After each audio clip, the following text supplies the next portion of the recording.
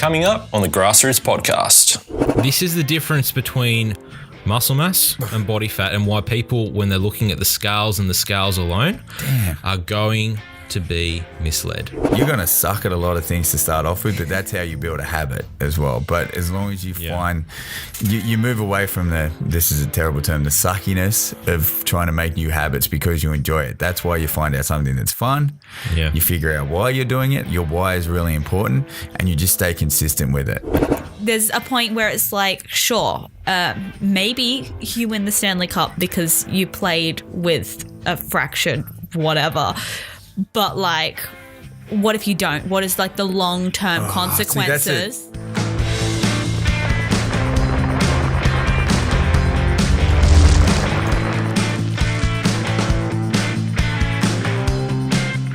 Hey everyone, welcome to the Grassroots podcast. Back again with round 2 of our Mythbusters. We've hit the nutrition, now we're going to hit the training, and I've got the team on with me again. Shaun, the Blomfield.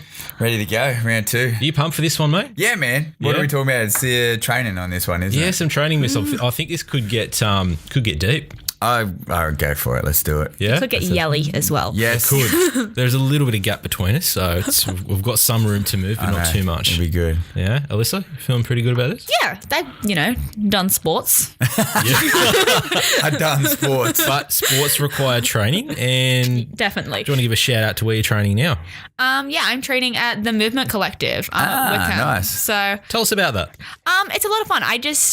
I think the first one I went to was kind of like I haven't really done a ton of gym classes, or when I did, it was like intense, like everybody go, like you're expected just to be able to do everything. And I'm not flexible. Like I'm still working on the touching my toes aspect of being flexible. It's just a lot of like based on like body movement and keeping healthy joints and like body weight training. So it's like hanging from bars and doing monkey bar things and doing handstands and cartwheels. Nice. And we take over the trampoline park every once in a while, and truthfully, that is reason enough to join my gym. Yeah, that's cool. I think it's thinking about training differently, and if that's, I think it's a great stimulus to get people moving. When you say like to get out of that traditional grind of gone are the days where there's just one sort of plain emotion and one way to train. Like, I'm based out of a gym in that as well, but within that, there's so many different modalities to train, from like the Movement Collective to like CrossFit to traditional gym classes to you name it. As long as you're moving in the right direction and you're feeling good about it, you're doing something right. Yeah, I definitely don't go to gym without having fun, which is more than I can say with my previous relationship with a treadmill, which is not fun. The old school PT analogy, it will basically, the analogy of a hairdresser, you're cutting someone's hair, you're distracting someone whilst they're doing something they don't necessarily like doing, want to be doing. You're trying to take the emphasis off, but still push them enough so they're actually going to get some sort of result. I try and steer away from that mentality. Like because I want you to be a part of my day as much as I want to be a part of yours. I don't want you to come here because you have to. If you have to, you're not going to get results. It's like going to the dentist or the tax or the accountant or anything like that. Like you go, all right, it's the last thing I got to do. I better go. Yeah. With the people that I'm a part of, and that is I want you to enjoy it. Like I want it to be a part of your day that you actually get in, because when I'm not there, I want you to mimic that type of emotion and feeling for you to actually come in, because like everybody I work with, I want them to stay with me forever, which is great. Like in a standpoint, from a business standpoint, great. It's always good to have clients instead of get clients. It's easy. Absolutely. But on top of that, if I can give someone the right skill set where they can pursue a healthier lifestyle without me, I'm sweet. It's like watching your kids go through school. You're like, all right, cool, man. You've hopefully got the skill set to get through this. I'm always here if you need it.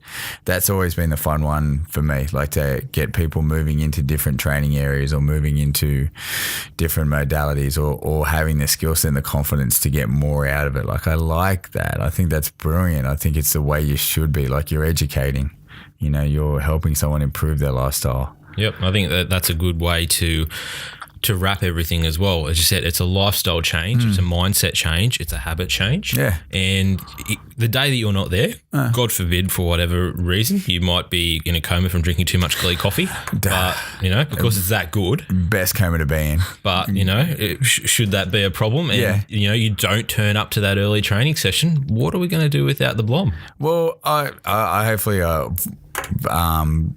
hopefully I've given them the skill set to hang around. Like, that's always the tricky one where I sort of find myself, like, if I'm working on average, I'll probably have a client once to twice a week, maybe 3. It's a rare, depends on what it is. It might be a combo. Like, I do a couple of corporate groups where I'll train a couple of guys one-on-one and then they'll do 2 group sessions. Yeah, it's 3 times a week, but they're in a group of 10. So it's still pretty sweet.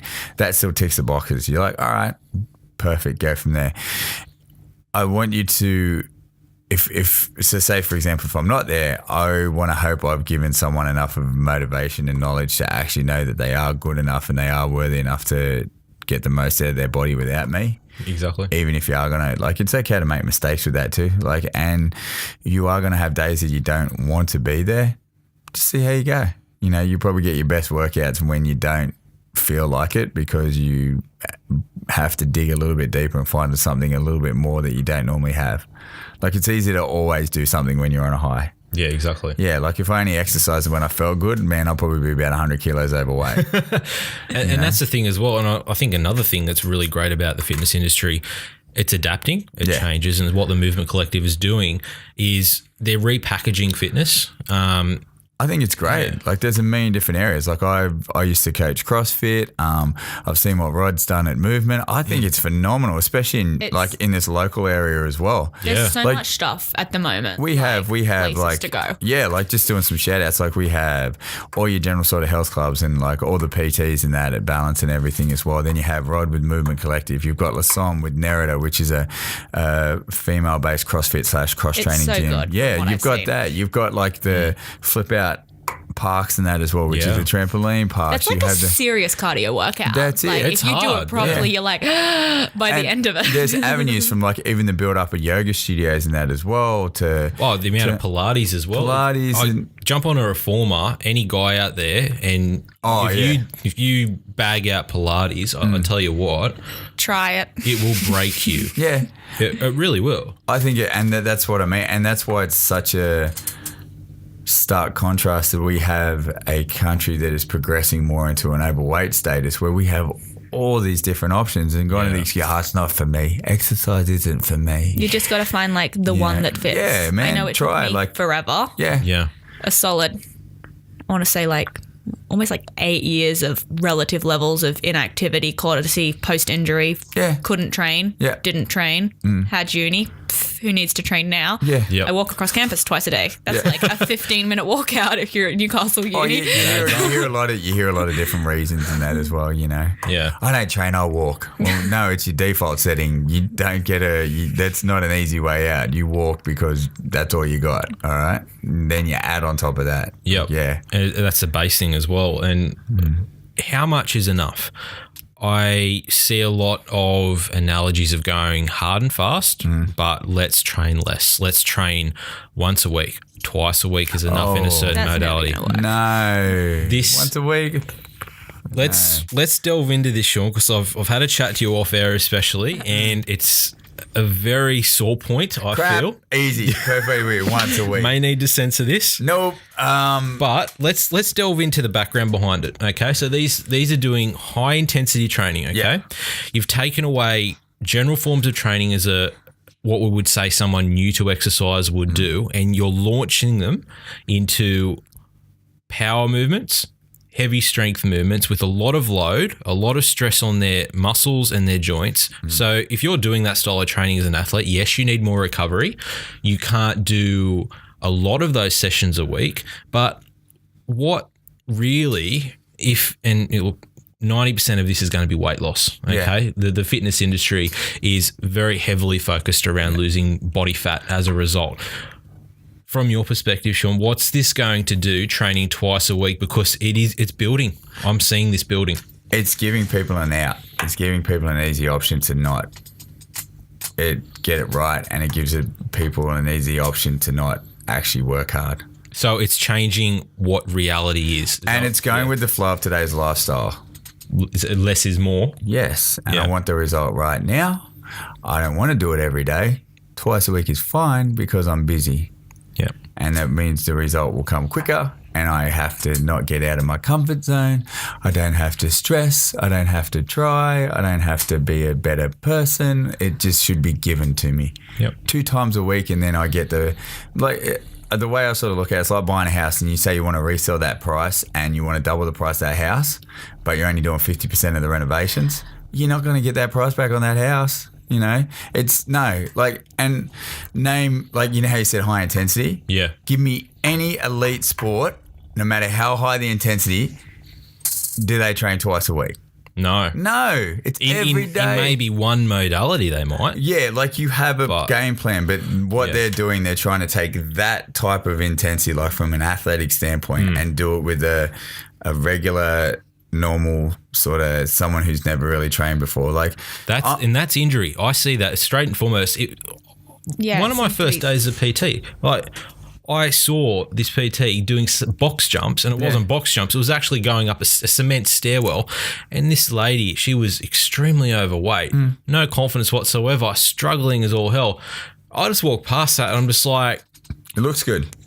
Yeah, that's wrong. No, it's wrong. It looks good, but that's the problem with some of it, with some of this stuff. Like, it's same as the supplement thing. It's really, really funky marketing. You see it with infomercials and that as well. What's that damn thing that shakes? You can stand on it. I don't need to run. Oh, the wobble boards. Yeah, don't give me that. No, come on, man. No. You know, the funny thing is, but there is a minuscule amount of evidence that will increase involuntary contraction, so a little bit of an excess calorie burn, but you're coming back to that same premise of, first and foremost, as you know, time under tension and the amount of load you're putting on that muscle to get a stimulus to change it.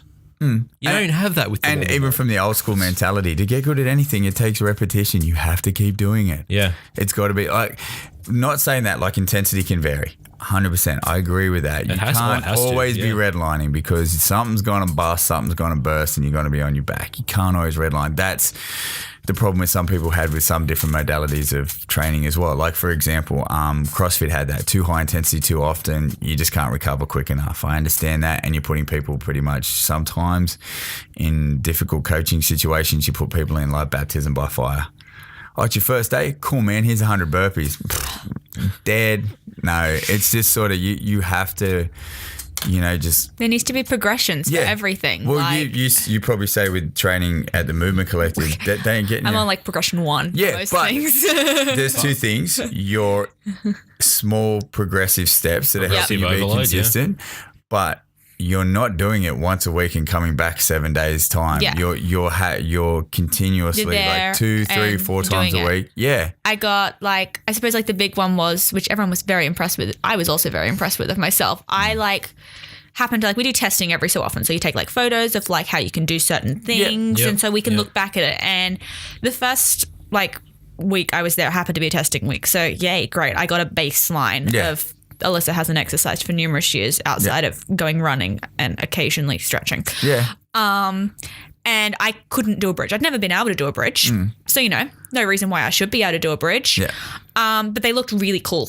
Yeah. Which, you know, is a great reason to learn how to do anything is because it looks cool. But still. And I was like, oh, I want to do a bridge. Yeah. And I was just constantly trying. It took me a month and I had a really good bridge with one leg in the air. Yeah. But like I was like every day, and it was a lot of at home with a pillow under my head because I could kind of get myself up, and then my arms would occasionally drop myself on my head, which is not recommended, hence the pillow. I knew it would happen, and you can't have someone spotting you every time you do a bridge. Like your head's not that far off the ground.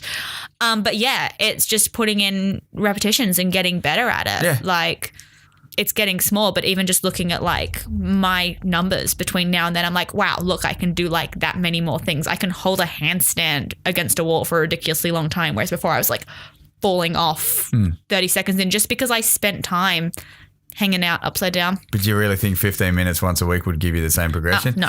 You know, And again, going back to fat loss again. Yeah. Like this, and I brought some toys along, so guys, you've got to watch this episode to look at this. All right, gosh. YouTube. We've got fun things. I brought the fat. Oh. The fat is beautiful. This gives a lovely representation of fat for people. This is as real as you're going to get. It is modelled off a cadaver, a dead person. It is laser cut, weight, density, feel. So, guys, have a feel of that if you haven't felt How many it kilos before. is that, or do you want us to guess? Actually, I think let's play guess the fat. Oh, I'm bad Guess at the fat guessing weight. numbers. So have a feel of that. I take that to every seminar I do. I tell you what, That's everyone loves gnarly. I really appreciate the random bits of like red fuzz. that. I know.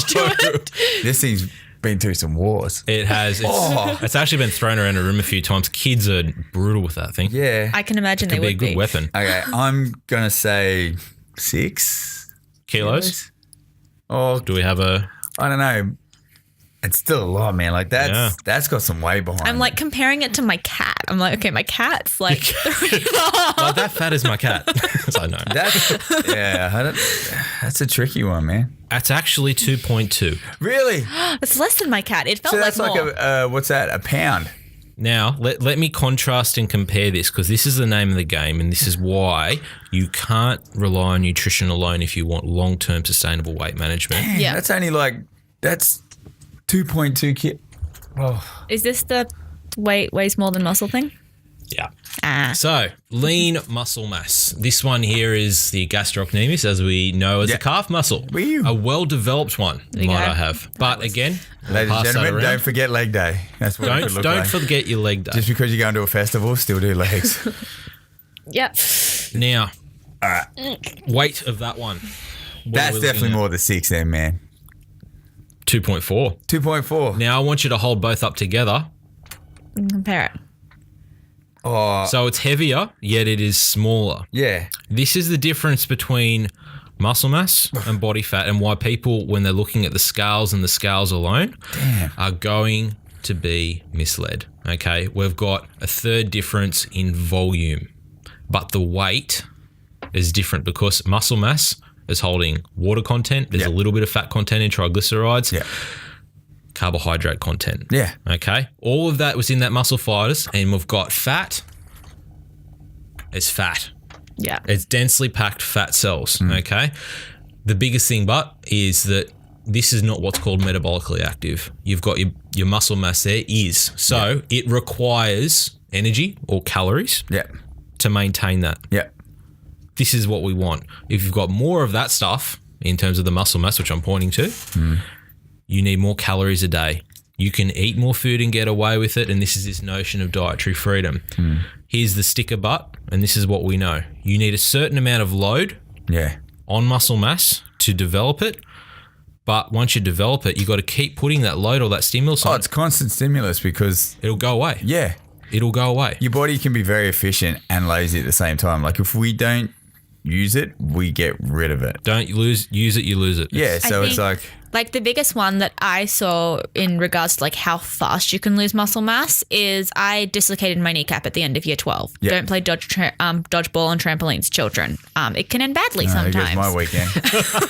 I'll cancel You've that. already had the wrestling injury, mate. Yeah, I know. I'm just canceling But yeah, out of it so now. popped my kneecap out at year Yeah. 12 camp, went in a brace. So that happens on the Friday. I had a physio appointment scheduled for the Monday. Yeah. I went in Monday morning. They take the brace off. They tell me to lift my leg. I couldn't Nothing. lift my leg. And it was just like the way like you sit down and your legs, like, you know, you move to a chair, but my leg just went like blub, like jelly of some description. There was just zero muscle mass left in my leg because I hadn't been allowed to use it for 2 days. It was completely no load on it, couldn't move it, nothing. And all of the muscle had just gone. Yeah. And it took so long to build it back up. Like it was gone in 48?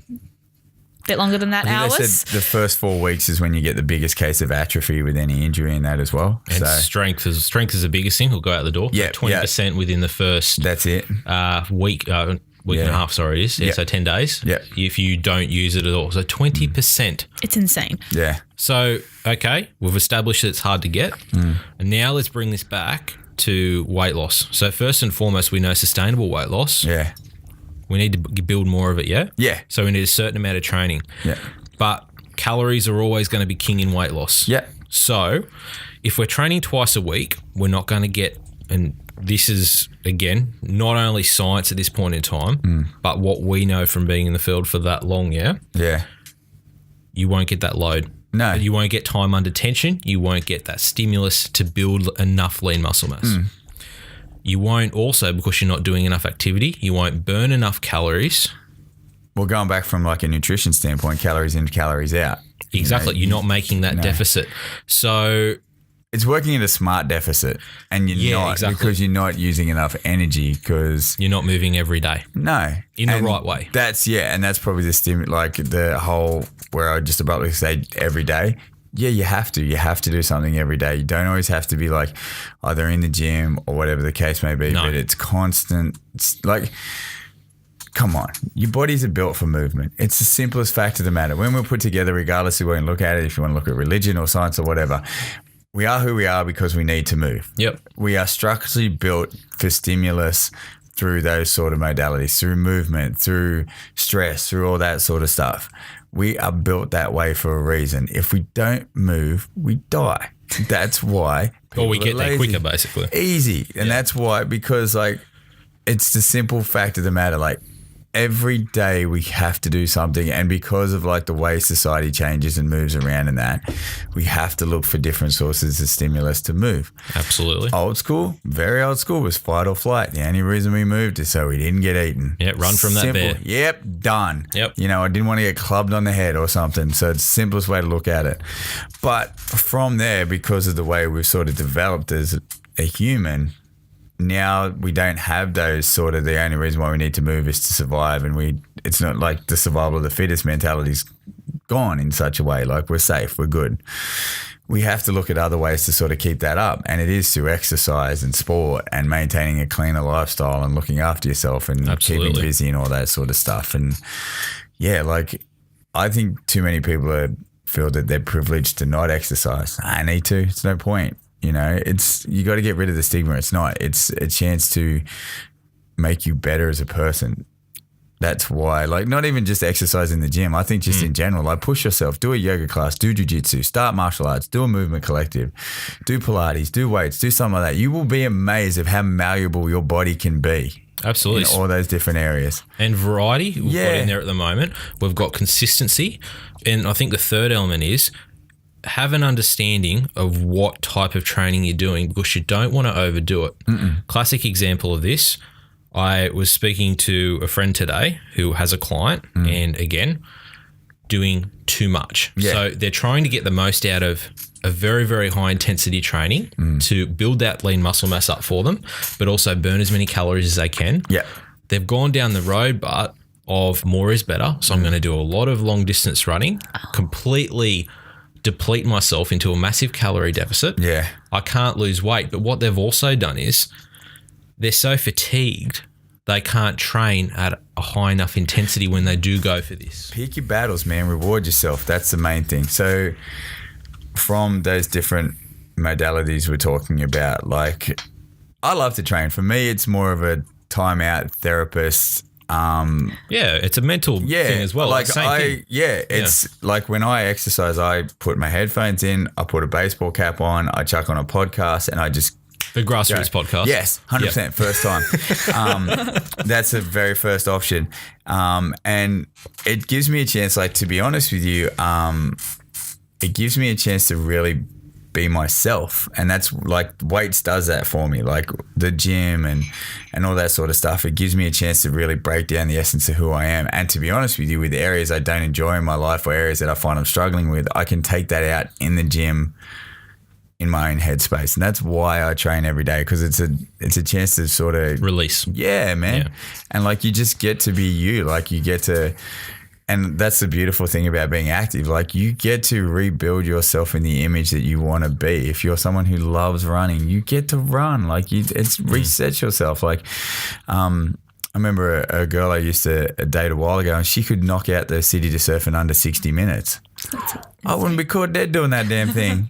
No way. It's not me. I'm not a runner. Like my theory on running is I will run from something. Yeah. So if it's a dinosaur, Michael Jackson, or a zombie, great. I got a good solid 200 meters on you. Other than that, I'm pushing or climbing something. That's it. You know, you will not see me doing a 5K. You know, I did that. It's always really interesting for me because, like, even now when like with going to gym, just like the amount of exercise my brother will do in comparison kind of thing. Like I know not so much now because I have other things on Sunday mornings, but like used to be for a while, like you wake up before 10 a.m. on a Sunday morning, excellent morning, doing great. Look at us, we're up and functioning before 10. And so I'm like stumbling downstairs for breakfast kind of thing. And he's coming in the door because he's just gone on a 100-kilometer bike ride for kicks. Yeah. I'm like, okay. But that's your outlet. That's the thing. Like that's your, like. We used to send him to run. Yeah. If he was like getting stressed or anything, would run. And he broke his toe over Christmas and couldn't run. And everyone in our house was like ready to go insane because like he could still swim. Yeah. He got permission to do that. But that was like the only thing he could do. And this is coming from a kid who does essentially 3 sports in one plus gym time kind of thing. Suddenly only being told, oh no, you can just swim. Yeah. It was like you'd cut off all of his limbs and weren't letting him to do anything. I think even with that, with the mind frame, it was like just swim. You're like, great, I'm going to run this thing to the ground. Like I'm doing this all the time. He's swim improved. Yeah. But that was like us with the ankle. Like I broke my ankle last year and I had no work, so I couldn't PT. Yeah. I couldn't work on the desk. I couldn't teach any classes because they're all cycle classes, well, 90% of them. Yep. I couldn't wrestle. So I was starting to get that and I couldn't train. So basically for 2 weeks, I was just lying in bed eating pizza and just drinking and playing video games. But then it just got to a point where it just went dark. Like I was just like, I'm done. Like the essence of who you were goes, like your identity shouldn't be the gym or shouldn't be training or shouldn't that. I disagree. I think that's a part of you. Yeah. How you live. That's it. Yeah. And it becomes a part of like what makes me function better as a person, what makes me want to be better in life. And I went and saw my therapist and my doctor and they're like, all right, we'll just train upper body. As soon as you said that, it was every day, twice a day. Like I was doing the party muscles, biceps, triceps, shoulders. Like it. That is the reason for those guys. I swear I was like getting ready for stereo or something. I was like, sweet. But it's that whole like, great, you give me the smallest opening. I'm running with that bad boy. Yeah. But it takes time to build up to that. Like I was never an athletic person in high school. Like I got picked after last. Like if there was me in a pot plant, the pot plant would get a run and I'd be like, what? Those leaves are catching better. Yeah, you want me to hold that thing up? All right, cool, man. You know. But then I just found like I said, I'm not a runner. If you said, well, the only way you can get fit is running, I'll be like, I can't do it. You know? I really struggle with it because, like, for background, I used to swim. Yeah. I swam a lot from a relatively young age just because swimmers, you tend to, up the swim load from quite young. Yep. Really good at butterfly. Yeah. Hated backstroke. Really inconvenient. Yeah. Advice to everyone. Train your muscles both ways. Yeah. Scored myself an RSI in my shoulder at age somewhere between 15 and 16. Who knows? It's all a blur. Yeah. Ends up, so my first rib gets stuck under my scapula and like locked up. I couldn't even write at school. Like the amount of arm movement required to like shoulder movement to get my hand to a desk was like crying levels of pain. Wow. Yeah. So I just had to quit swimming because I couldn't do it and they couldn't work out what was wrong. Had lots of people poke me. No one could quite work it out. That's what a specialist, the identity. Yeah. What? Oh, yeah. Okay, in my defense, there was also actual needle poking involved and like MRIs and things. There was actual poking happening. But yeah, like all I'd ever really done was swim. That was my exercise. I'm not good at running. I trip constantly. Yeah. I'm not flexible. So, that rules out kind of like most, I suppose, typical like the female like low contact gym classes kind of thing, like yoga, Pilates, all these type of ones require a base level of flexibility, which I did not have. I still probably don't have. And I just had to give it up and I couldn't even do I wasn't doing triathlons or anything, but I liked a good cycle on a weekend on a road bike. I had a road bike. Yeah. I still can't reach the drop bars on road bikes. Like my shoulder just will not do that anymore. And that's just a thing I've kind of had to be like, well, that's your limitation right there. Yeah. That's one thing we're never doing again. But it was like, if you do something too much and like overtrain in a certain and not even necessarily cross train, but I suppose be mindful of like your body and what its limitations are, you will train yourself into an injury, and then you risk losing something that you do enjoy if you screw it up too much. Oh, there's always like looking at that too. Recovery is a modality of training. Oh, it is part of it. And that's what I mean. Like having a timeout is still a workout. Yeah. You need that. Like I'm not, and then it's not flipping that where you got to be like 4 hours every day and do all that sort of stuff. No. It's getting like, especially with people who are moving into wanting to create a better lifestyle, it's having that balance, so to speak. Like you still want that social aspect, that family aspect. Like you still want all areas that make you. Like great, if you're doing a 40-hour week with 2 kids and a family and all that, great. I'm not saying you got to knock all them on the head and say like, all right, I'm doing 3 hours of yoga every day because that's the only way I'm going to get where I am. It's being smart with it and going, well, some days you're not going to get the workout you need, but something's better than nothing. And that consistency is what builds you up, because like what we were saying earlier, I think the biggest thing I try to instill is you're going to suck at a lot of things to start off with, but that's how you build a habit as well. But as long as you find, you move away from this is a terrible term, the suckiness of trying to make new habits because you enjoy it. That's why you find out something that's fun. Yeah. You figure out why you're doing it. Your why is really important, and you just stay consistent with it. And out of that is born sustainability. And you learn a skill set from it, and then you move on. And then what happens is that other essences of who you are become better as well. You become better at your time management, your skill set, your social aspect, confidence, everything. Yeah. Like you think if you're exercising, like say going to the Movement Collective the first time, like me, body weight stuff, I'll be like, no, I don't know, that might not, but it's that whole, all right, cool, well, all right, I'm testing my confidence, I'm testing me getting out of my comfort zone, I'm testing me doing, but then they build 3 other areas. Like if you look at it like a video game, you're ticking all these little boxes to build your character up better and better. Yeah. It's fun to level up, and it's fun to see other people do it. I know we've got like a couple of people who are like, sure, there's like that kind of the core age group you almost like expect at a gym kind of thing. But we've got a couple of people who are older, and one of them we do like partner handstands all the time kind of thing, where one person goes up and you kind of help keep them balanced, see if they can find them.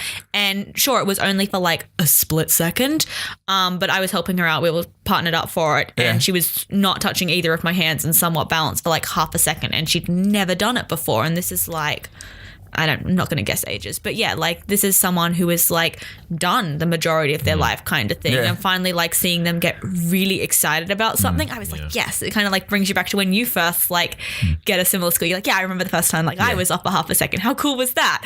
Like, it's just, you level it up slowly, and one day you'll get there. It just could take, everyone's timeline is different, I guess.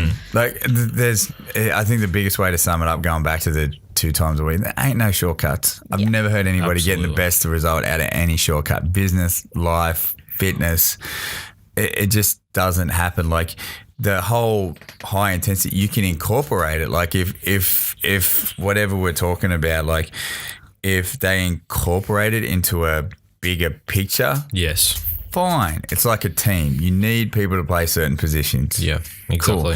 But if it's saying like all you need is 2 15-minute sessions a week, don't even talk to me. I'm not going to send you a Christmas card. We can't be friends, all right? It's balance too. I mean, if you're going to incorporate that and think more is more and do the other types of training, there's some really cool things going out there with VBT or velocity-based training. Yeah. The testing that they're doing on that basically to see of your training intensity really is what they can measure how hard you're moving and the force that you're generating. Yeah. If you don't reach a certain level that they have specified in there straight away, you're sent home. Yeah. Because there's no point you training. You're not going to train hard enough to get the load and stimulus that you want out of the session. That's good, yeah. And that's also good programming as well from depending on what sport you're in and that as well. Like you look at it, when you get down to it, the essence of your training is a few different areas as well. Like there's 2 general big ways to train. It's either volume or intensity. Yep. You can't cross over both. So there's an inverse relationship. Yeah. So it gets to a point where they will cross over, but it's very like, it's that obviously the middle ground. So you can't have a high intensity workout that is a very long period of time, Yeah, but you can't have a very long workout that's going to sustain a very high intensity. Yeah, you'll gas out basically. Yeah, and that's how smart programming works, because from that as well, looking at it from a standpoint even further, you look at how your body recovers from like your hydration levels, your rest levels, your nervous system, your all that sort of stuff. So saying like a super, super high intensity, because they go, well, you do need time to recover. Realistically, yeah, you do, but how high intensity, like how much intensity is it that you need 6 days between a workout that you only do for 15 minutes? And the thing is as well, again, you're not a highly trained athlete to start with to be pushing when you're looking at comparative data. Name any sport, no matter like 100 meters, like, all right, if you're looking at intensity, if we're going for a basic aspect, I would say 100-meter sprint's probably one of the most intense sports to do. Or is this? Yeah, no. Because you're 10 seconds at maximum velocity. 50-meter freestyle. That's it. Yeah. Like that's super. Is insane. Yeah. But they obviously back it up the next day, right? Yeah. Exactly. You can. If we're looking at that comparison, or like 100-meter, even like a boxer, a mixed martial artist or whatever, or anything like that, like you think if you have someone who has been in a contact sport or a combat sport, MMA is generally 3 5-minute rounds. That's pretty brutal when someone wants to punch your face in and knock you out. Well, like to look at like the top swimmers kind of thing, like the guys that are doing being the fastest swimmers alive kind of thing, that are swimming these 50-meter sprints in ridiculous times. Yeah. What people are seeing is the under 30-second output of what has been But it's 2 hours training in the morning, 2 hours training at night, how many most years? days of the week, forever. But taking that from like going right back, so people don't sort of get skeptical that it's going to be like, well, all right, well, the only way to be good is to be super, super intense and be more athletic. Even if you're starting basic and you want to go from, say, this to more like this. Yeah. What you're actually trying to do is, what I'm sort of instilling is consistent workouts. Is you're actually trying to kick old habits in the butt, and they take time to break, because from your neural pathways to your lifestyle choices, you've instilled that this is what you're meant to be doing. So to get rid of that, it takes constant effort. That's why, like, saying that it doesn't always have to be hard, like it doesn't always have to be heavy, and it doesn't always have to be full on. So a lot of people that I'm working with, even myself, from kicking habits to anybody, like I do not stress, like when I work with people and they go, oh, I just don't get into the gym enough. You don't have to get to the gym and put in a tool workout. I don't care if you come in and sit on your phone on half an hour on the bike. You're going from nothing to something. And then what happens is when I see the runs on the board, I know that you're just going to automatically rock up. Once we get that down and we don't have to worry about you turning up because you know you're going to be there, then we build. Then we build the intense workouts. Then we build the structure. Then we build the programming. That's the biggest thing I sort of see. Like, I don't mind if you say, oh man, I didn't have a good workout this week. How many times did you get in? Oh, I still got in 5. You know what? Perfect. You got in 5. You told yourself those 5 days, I got to get my butt into this position and go from there. That's where we sort of instill that, because from a basis of it, you're not teaching people to become accountable for their own lifestyle with 2 times a week. You're giving them an out to not get the results they want. Yep. You're trying to give somebody something for nothing. Exactly. Yeah, I think it's more snake charmers. You know, I'm looking at it from that perspective, and I'm also looking at just from the sheer lack of load on the body. It doesn't work that way. Yeah, and you can't do it. Yeah, from a mechanical standpoint, consistency builds stimulus. Like, if you consistently eat bad, you're going to get overweight. If you consistently do this, you're probably going to get that. It works both ends of the spectrum. Like, if you eat bad food once a week and exercise the other 90% of the week, that's how you're going to be. You're going to be more of a functioning, sort of more of an athletic side of things. If you flip it and train once but eat bad the other, what are you going to expect? That's what I mean. It's consistency, but you're consistent on 2 ends of the spectrum. You're either a good consistency or a not so good consistency. Flipping it around, like, something's got to happen, because it's basically like a level bar in a video game. You're either all the way up doing everything you need to do, or all the way down doing something you shouldn't. Yeah. It's like how they, like, with the, like, say if you did that with nutrition, if you said just eat right twice a week, what are you going to fill the other 90% of the week up? See what I mean? Like, it's that whole you can't not eat for 90% of the week. You have to do something else. We could go into that nutrition topic too with intermittent fasting and 5-2 diets, but But that's the same sort of spectrum with exercise. Oh, it is, exactly. Like if that was the case, I would try every single sport under the sun because I'd be like, all right, cool, man, I got to give you two 15-minute sessions. I'll be trying out for every professional league and I'll be blocking out two 15-minute sessions a week. I'll be hitting the NBA draft. I'll be doing like NHL. I'll be trying to sign up with the UFC. I'll be like, Blom would be in the headlines. I'll be a multi-sport athlete. If all I had to get was the right amount of intensity for twice for 15 minutes, you would see me in every sport. Like I'd be like drafted one week for the Detroit Pistons and the next week I'm trying out for some other sport and then whatever. And you'd be sponsored by Glee because, you got to be that's fueled it. by something. But unfortunately, the sponsorship's a good bit, but unfortunately, like you can't. No, like I've never heard someone who's at the top of their game, they go, well, how'd you get there? I did an average effort. You're the best of the world. What did you do? Not much. Doesn't happen, man. And it's the same with like stimulus through the body. You got to be consistent with Even it. if you are naturally good, natural talent only takes you so far. You've got to like build on it. Yeah. So pretty much to sum it up, if it's in context of a bigger plan, great. 15 minutes or whatever. Just as long as you know it's a part of a bigger sort of blueprint. If that's your one and only, like if that's your only ace in your sleeve, do some more homework. Agreed. Yeah. Agreed? Yeah. Yep. I'll debunk that one. Yeah, cool.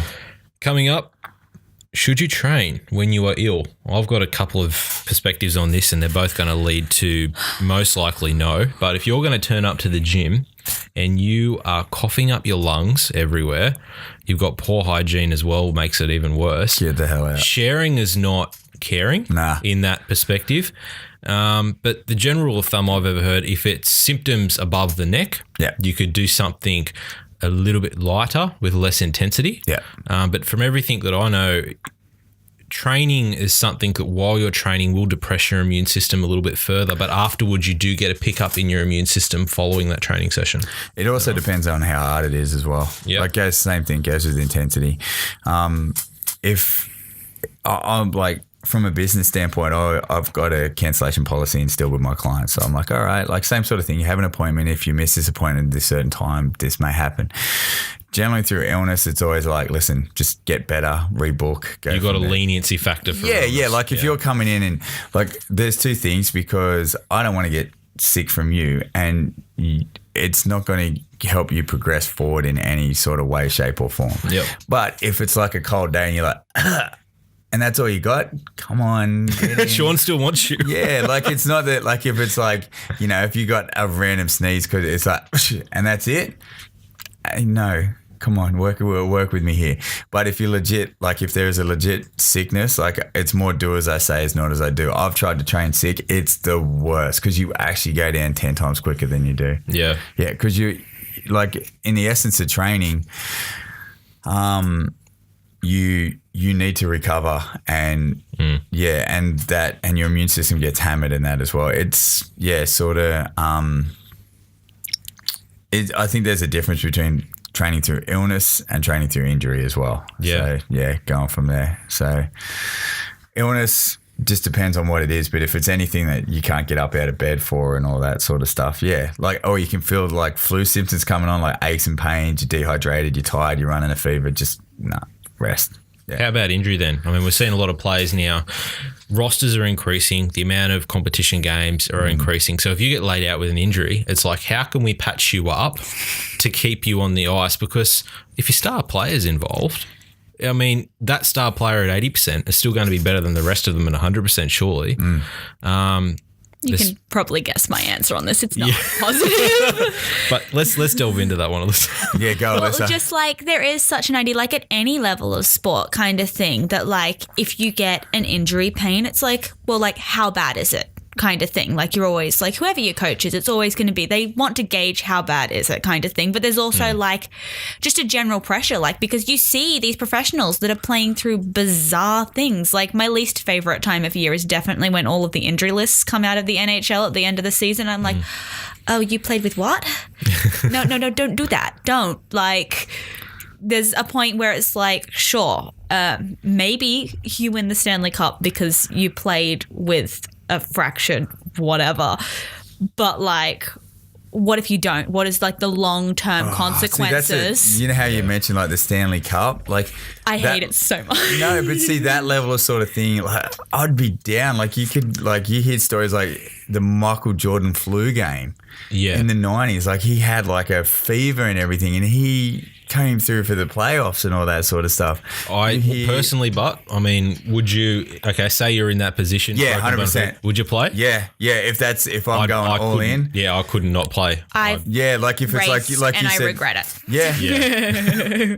But like I think a lot of it depends on personal perspective kind of thing. It isn't, you don't necessarily have players coming back and being like, well, I ruined the rest of my life because X injury that I didn't treat properly kind of come back to haunt me kind of thing. I think saying that then too, the big thing I've been noticing in the news is the concussion syndrome. Yep. That's an injury versus one. That terrifies me. Yeah, so you've got it's a grey area though, that's the thing. There is a little bit of uncertainty. The reason why I'm sort of so, from a safety standpoint, like concussions they're not fun. Like it's just hell no, they're so dangerous. But with professional sports, it's a business too. Like I'm not saying throw people out in the front line and that. Like the big one was like I think they did there was like a bit of a spray on the newspaper for like a week in the NRL and all that sort of stuff of concussion. It's the same thing. It's that whole like same thing you're running. Like your star player, if he gets a bump on the head and goes down, do you take that as like, right, we got to get you tested for a concussion, or you got to get up and play? This is why I really like the idea. I'm not exactly sure what other sports do, but NHL, while they've been kind of dodgy in playoffs, and the idea of them having a third-party concussion spotter who can pull players from the game.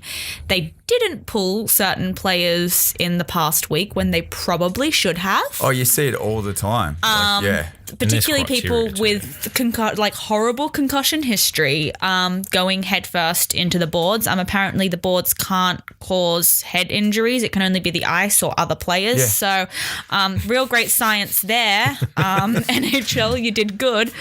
But yeah, like I always just remember there was one game early in the season where they pulled one of the star players from my favorite team because he fell down, knocked his chin on the ice, and got up and did the thing where like you check you haven't like you're not bleeding kind of thing. Grab, checked. Concussion spotter took that as, they've made contact with their face after getting up, gonna pull them.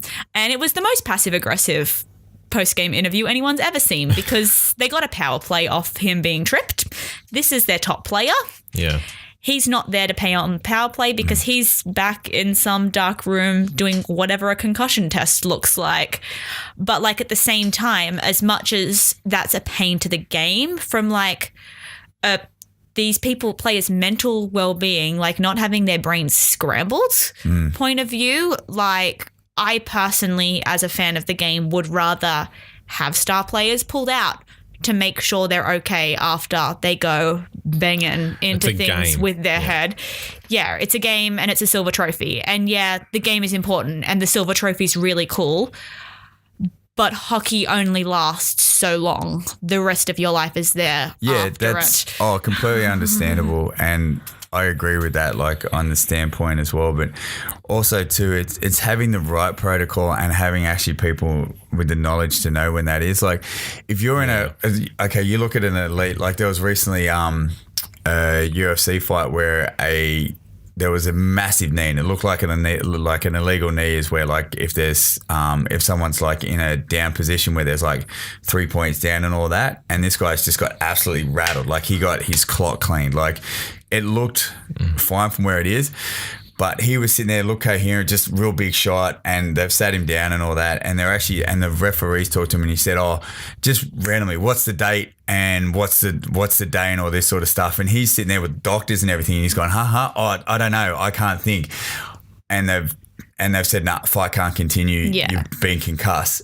I think it's a really high stressful situation. That's not like proper testing. If you're at the highest test, like if you're at the highest point, like you think of even like the sports we've all played levels at. The high, someone randomly can't. What's the date? What's the time? And what day is it? Oh, but where's my watch? Dude? Yeah. I don't even. Oh, I've definitely finished no swim idea. sets where I'm like, I just did lots of butterfly. Yeah. I'm borderline delirious that's- at this point. that's- Is it Friday? It's probably Friday because we're doing butterfly, but like, is it? Yeah, and that's it. And then you've got it's like not. it's sort of funny with all those sort of things as well. And then like, do you put the onus back on the athlete to say if they're fine, you believe they're fine, or do you? Yeah, like there's so many different avenues to look from like a concussion or an injury sort of standpoint. Like from a high level, if it was me, I'd probably try and play through most Players stuff. want to be in the game. The coaches want them in Glory, the game. yeah. Fans want them to be in the game. I think that's when you look at like it's the doctors and the medical professionals that have to have the final say and be like, no, you're not going back out there. Like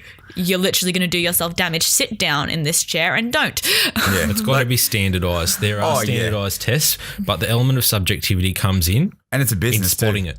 Like you imagine, Oh, yeah. like big time, like it's a business and also like. Is it the same test every time as well? Like, could you logically learn the answers to the concussion test? I've always wondered this. I've I never think it been depends tested. on the sport too, and I think depends on like if you're in a sport where you might not be able to get a doctor out there, so you'll have Yeah. like a trainer or something. Like you look at say rugby league, they're not necessarily going to have a doctor ran out there mid play. Oh, you train your sports trainers, but Yeah, that as but well. even them, like a lot of the times they build enough rapport to be a mate where they'll be like, listen, man, I'm fine. I'm all good. And they'll be like, all right, cool. I believe you. And then bam, you've just had your eggs scrambled. Yeah. And you still get out there because you don't want to annoy one of your mates or anything like that. Like I think there's so many different avenues to go for. And like like going back to the business standpoint, like you hear stories where they go, you're not going back off that field until the game is over, no matter how hard you get hit, because Which we is need terrifying. you. Yeah, it's scary. Like you see NFL, there's so many stories where guys have retired and they've gone, I wish I never played.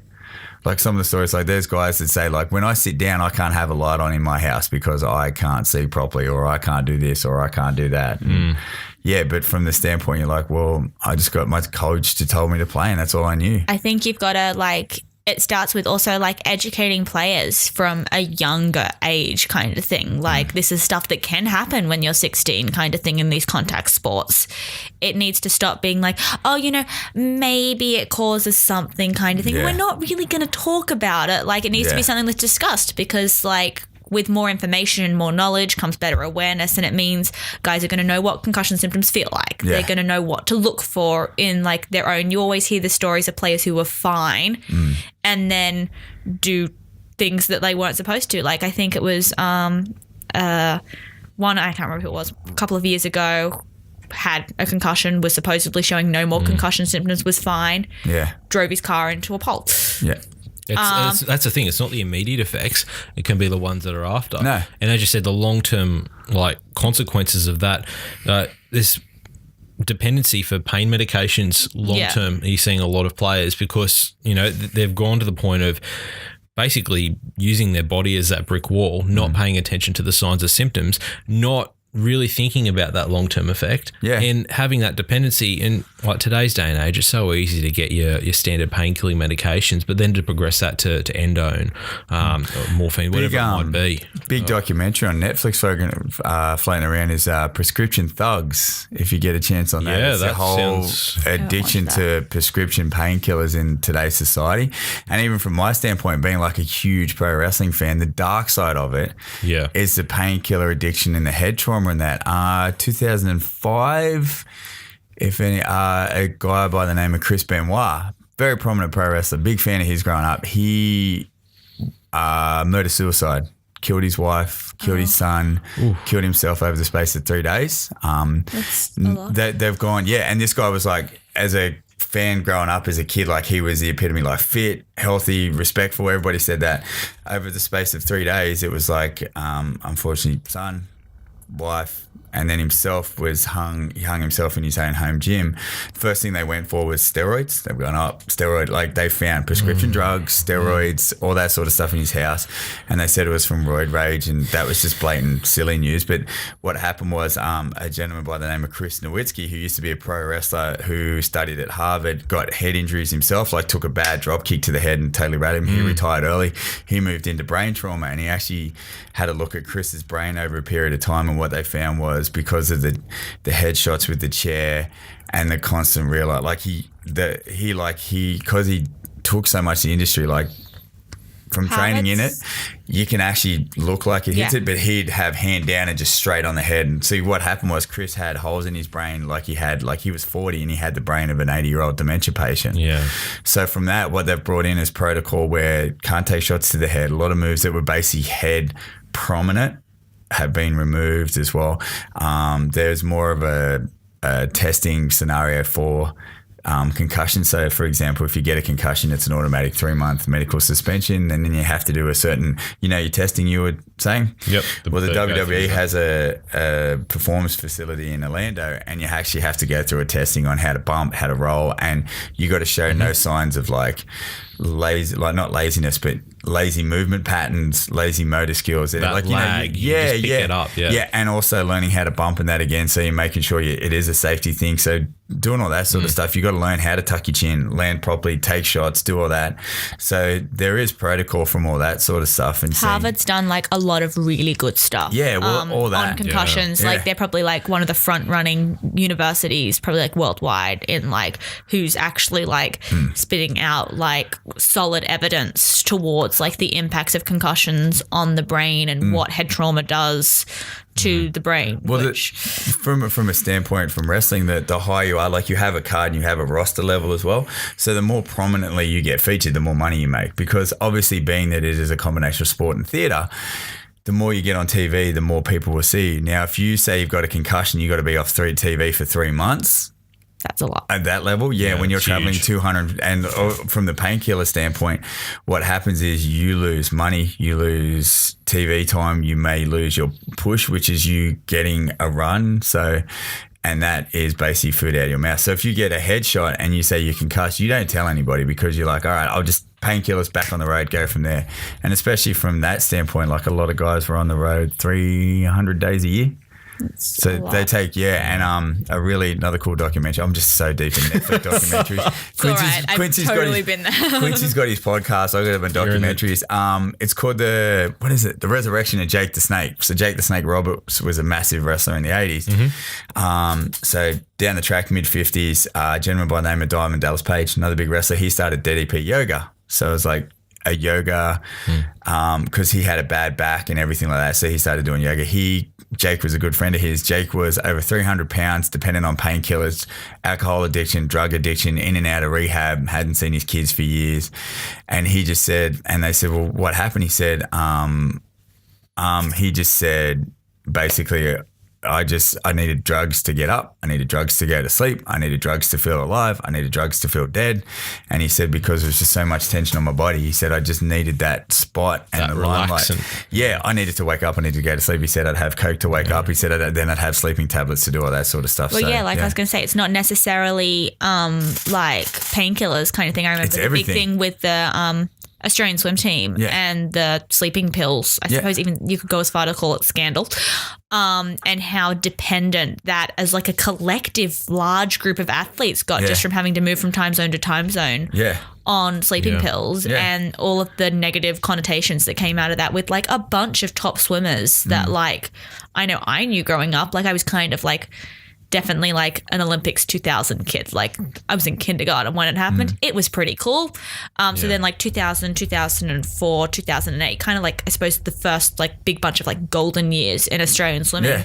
And so many of the guys from that group have now got like come out with saying they had various issues partially because of the sleeping pill thing. And it's like, but you're that wound up too, like, and you're such a well-worn machine, like you can, especially up to a big event. I'm not saying it's right, but I'm saying like I can understand where it's coming from. Like you're constantly on the, like even you look at university students who study and they're looking for like that come down, so they get come down and then back up to study, to focus. Like even deep with people who are looking at nootropics, like for brain, vitamins and all that sort of stuff. Like people are going deep on that stuff just so they can get the every edge you can get. I think you need to redefine normal, and I think if they've got the protocols there, with the qualified staff, with the standardized test, especially with concussion, we can identify it, get those people off. As you said, it's not worth the long term.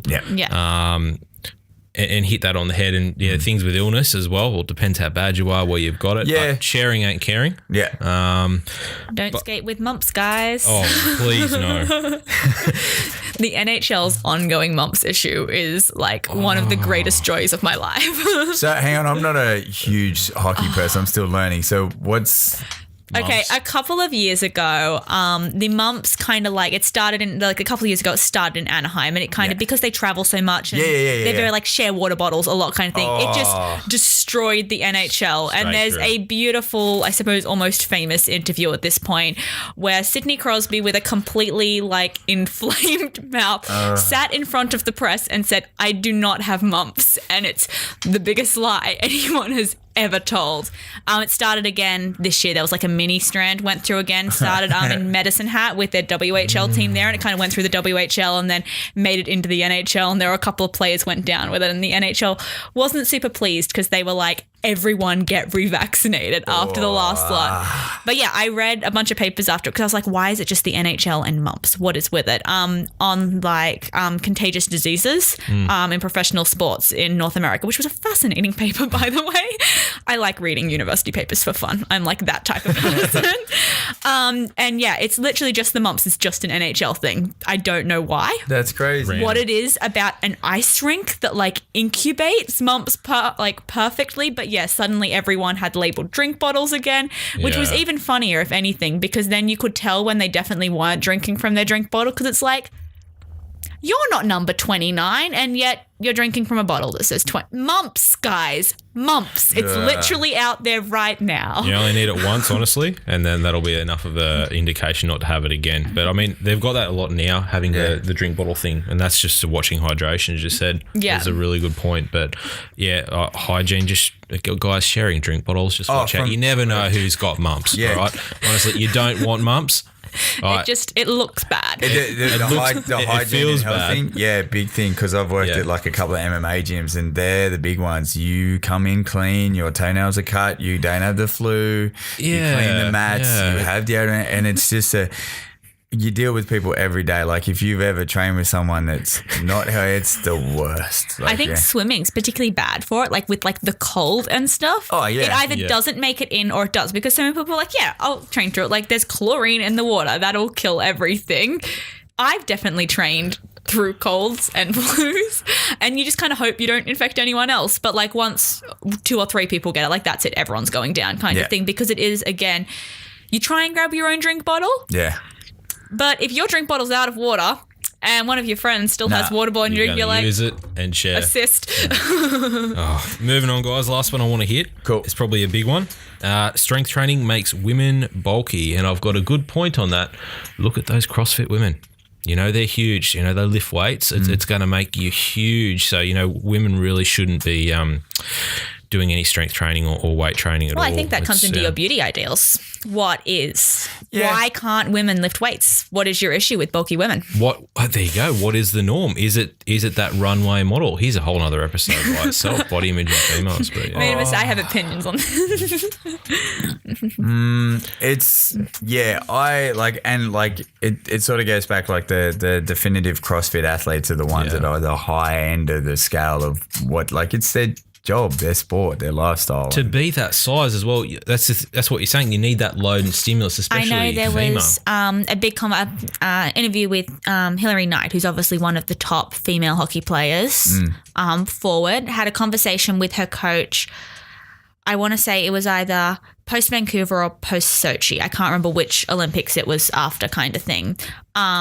It might have been post-Sochi, actually, about how if she wanted to be better and perform her role to the best of her ability, kind of thing, she had to think about doing bigger weights and starting to look at, like, she's a similar, like, body type to a lot of the guys in the NHL. She's quite tall, kind of thing. She can easily be doing the same training as them. And it just talked a lot about how, like, for her it was like a journey, accepting that she didn't have to fit this idea of stick thin, perfect athlete. Like, she could have muscles, and that having muscles was beautiful, and that she was allowed to look like that her body was a tool for her sport. And so it's going to look like she does a sport, not just like honestly, I do it's yoga changing. 5 times a week. I think there's a few different things you can go. Like from a guy standpoint, it's what you find attractive in that as well. There's pressure there as well, but from a society saying that you shouldn't look like that. And again, as you said, it's individual preference. Yeah, and it's also you being comfortable, or not comfortable, it's you being proud of the person that you want to become. If that's your thing, that's your thing, man. Like I sort of goes back to like, I'm not going to judge. Like go for it, run with it. You know, that's like, especially working in the fitness industry, I admire anybody that's dedicated to their craft. And if it is building a more muscular frame due to the sport you do or the activity you like, you know, simple way, bodybuilding or CrossFit or whatever, it takes work, and it takes a lot of work. And for me, I'll just be like, you know what? Awesome. You kill it. You're doing great. Like you just, as long as, I think the big thing is like sometimes stuff what other people say. The general populace, we can be idiots. I think it's hard to, like, looking at those people again, they're not looking at it in perspective. Females to build muscle mass to start with, it's not like guys, as you know. No. You need a lot more volume. You've got to have the right diet bang on, because there's a far different hormonal profile that's happening in the body. Yeah. So if you see a female bodybuilder, I think it's better to flip that analogy or someone in CrossFit and go, that is a lot of work, and a lot of dedication. It's a science and an art. There's Absolutely. like a couple people, like of the girls at my gym who can do muscle ups, and I'm just like, blows your mind. like I can't even do a pull up. But I find a lot of the stigmas in that stigma is going as well. Like strong is a really good attribute for a guy or a girl to have, and I think It's a healthy attribute. Yeah, your strength, is a two things with that. Yeah, it's confidence, and man, if I can't open a jar, great. I'd love my partner to be able to do it. Independence, sweet longevity. as. Yep, done. Yeah. So when they're swiping right, if you can swipe right for and you can open a jar, done. Win. Yeah, sweet. I think Everyone put that in your profiles. Can open jars. That's it. But it's like from being in the industry and see it, like a few of my training partners are power lifters and that, and they kill it. Like they chalk up bigger numbers than I do. And I think that's brilliant, because regardless of, they're working to the beat of their own drum. I think way, like if you want to chalk up big numbers and be a CrossFitter or a Olympic lifter or whatever, just be happy with the reflection that's in the mirror. I think the biggest part from that is as well, don't conform to something in society. There's so many variables. There's so many variables, and you'll find something that works with you. Exactly. And as a consensus or a norm within society is only something because a majority of people agree on it. And you could take that and go really philosophical about anything in life. That is called a pen because we all agree it's called a pen. Yeah. Realistically, that name could be anything if we all agreed upon it. Okay. It's only that way because we give it an assigned value. So if everyone is thinking that females with more muscle mass is not an attractive or is not the right thing to do, we can change that. And it is, as I said, it's changing. It is changing. It's a positive thing. I think it shows that it's a massive case of confidence in that as well. Like you apply, you found something that makes you. Yeah. Run with it. That's it. Like go with it. Like it's like any activity. Like I said, I'm not a big fan of running 14Ks. That ain't me. I'm not going to knock you for it, because that's like the person that you become out of that is probably a really cool person. It's like any sort of area. Like you have all these different nuances that make you. And if you're someone who is generally what's classified as a female CrossFitter or whatever the case may be, you're still cool in my books, because you're actually doing something that, like, I think a lot of people sort of kibosh it because of fear. Yeah. Because they're afraid of the hard work that goes into somebody that looks like that. So what we do, crabs in a bucket, tall poppy syndrome, we've chatted about it before. Oh, it's disgusting. That's very ugly. You're too muscly. Because it's in your too hard basket. I just don't agree with that. That's just way too heavy, and you got too much muscle. Because you're afraid of the work that this person's put in, and it actually makes you really jealous. It's a lot of the time. Like, it's so easy to cut someone down.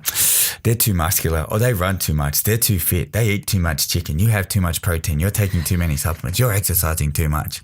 I think that is an absolutely fantastic point to it's fear. Wrap on. It's a fear sort of mentality. Yeah. Like you hear it all the time. Oh, I don't know why you should train 3 times a day, because you want to and you're jealous and you're just way too scared about it. And it's that sort of thing. Like, if that makes you who you are, go for it. Look in your own bubble first, everyone. Yeah, man. Yeah. Absolutely. Yeah, that's probably the best bit of advice. If you want to change the world, clean your room. start with you, man. I You love got to that. you got to work in your own space, and then everything else around you will change. Guys, so many nuggets again. Yeah, man. That Round was 2. Really, really Smashed good. it. Round 2, smashed it. Training, nutrition, and we can go for days on this. You got everything. Guys, again, let's support the message that we've got going here. Grassroots, red button below, like, share. Again, training nuggets today, and we had the nutrition ones beforehand. Honestly, Glee Coffee has powered us through another long one again. Very happy about that. We I'm made feeling it. good. Yeah. What are we going, a third or what? I honestly will be hyperactive, and my wife will put me outside. Yeah, I got like a 5 a.m. start, so I think another coffee I'll just work straight through to 5 Yes, a.m. mate, by the sled. sound. Oh, God. You can do some PT now. No, yeah, I'll just bring everybody. Just come in now. Guys, follow us on Twitter at grassroots_AU, Instagram at grassroots_sports, and facebook.com/grassroots sports. And be sure to search for Grassroots on iTunes and also YouTube. Nice. Guys, we're there again. Yeah, Yeah, looking forward to the next one. done. Woo. That's it from us, guys, from the Fox Den. See you next time. Weep.